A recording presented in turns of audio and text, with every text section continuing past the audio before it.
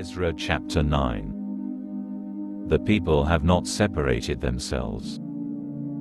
After these things had been done, the leaders approached me and said, "The people of Israel, the Kohanim and the Leviim have not separated themselves from the peoples of the lands and their disgusting practices, the Kenani, Hitti, Perizi, Yevuzi, Ammoni, Moavi, Egyptians and Amori.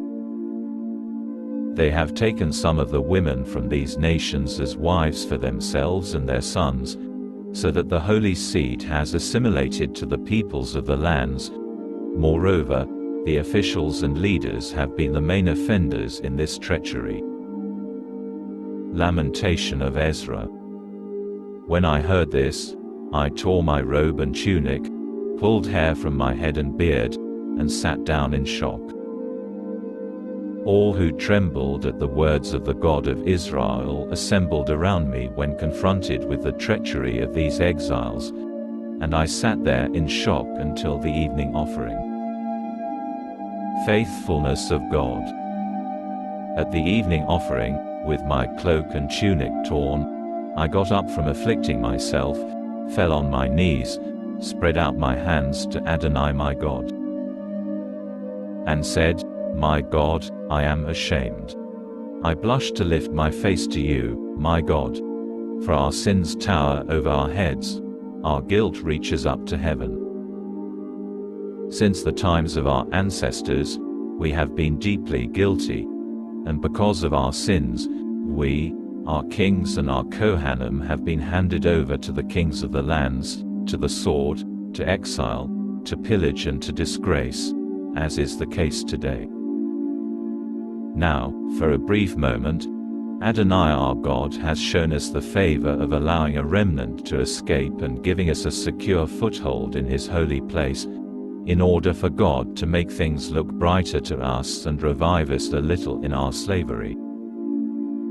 For we are slaves, yet our God has not abandoned us in our slavery, but has caused the kings of Persia to extend grace to us, reviving us, so that we can rebuild the house of our God, repair its ruins, and have a wall of defense in Yehuda and Jerusalem.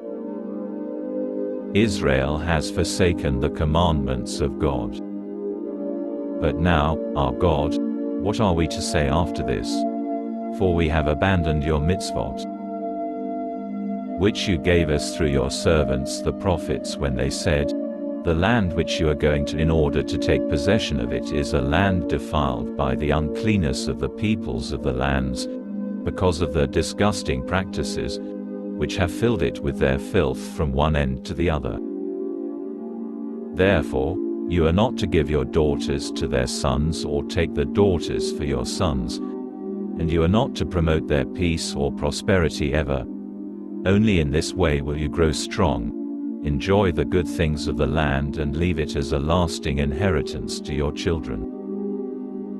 Now, after all that has come upon us because of our evil deeds and our deep guilt, and even so, you, our God, have punished us less than our sins deserve and have given us a surviving remnant.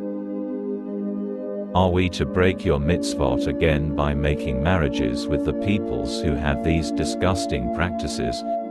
Won't you become so angry with us that you would destroy us completely, so that there would be no surviving remnant and no one who escapes? Adonai, God of Israel, you are just.